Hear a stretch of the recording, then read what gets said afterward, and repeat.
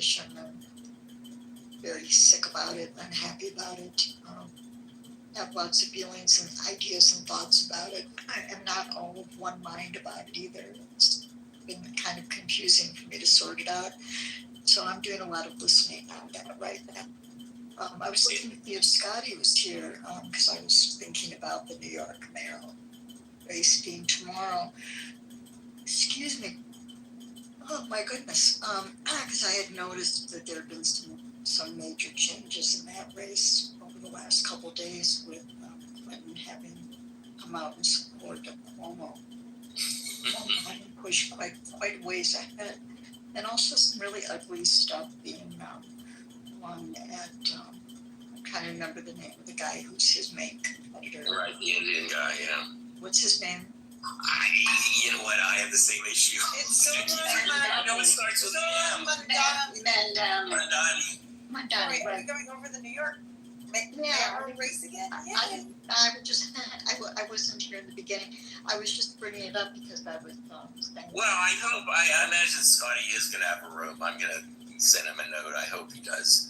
And as you know, I all of a sudden have a personal interest in it since I will be a New Yorker pretty soon. So that'll be interesting. And you know what? It's a little diversion from the Trump madness. We've got our own local madness. So maybe, Andrea, when you give closing comments, maybe you can give a whole update on New York.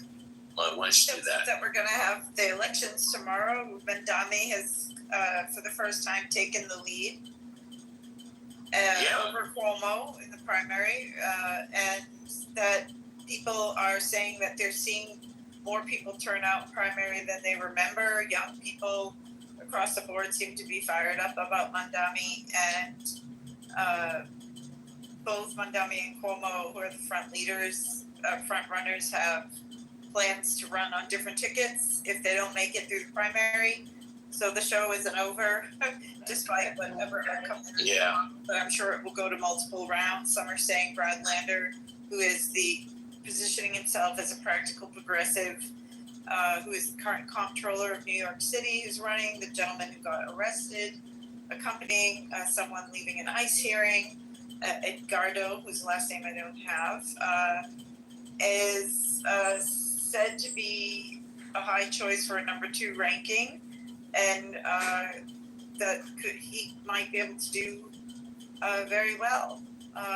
So it's going to be interesting to see, but it surely reflects a microcosm of what's going on in the Democratic Party, in sort of the divide between the up and coming, Gen Z and younger millennials, and the rank and file old timers going up through the ranks.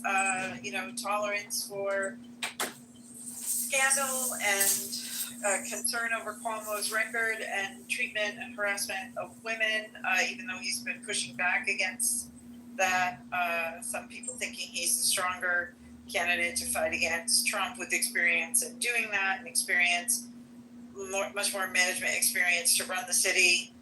Concerns over Mandami have to do with, maybe lack of management experience, though some people see him as a rising star. Perhaps, some are saying maybe he should go to Congress first, but lo and behold, he's pulling ahead of Cuomo right now in the primary.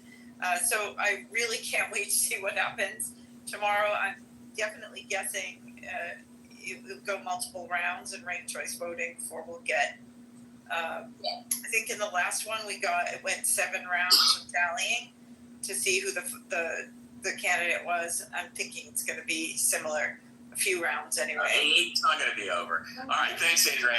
I sort of wanted to do that. And we're going to do a room too. So we'll do a room. We'll talk about it. But I want to have it. Let's take a long breath, because I want to get back to the bombing in Iran, and because it's sort of like my head's being rattled around from one to the other.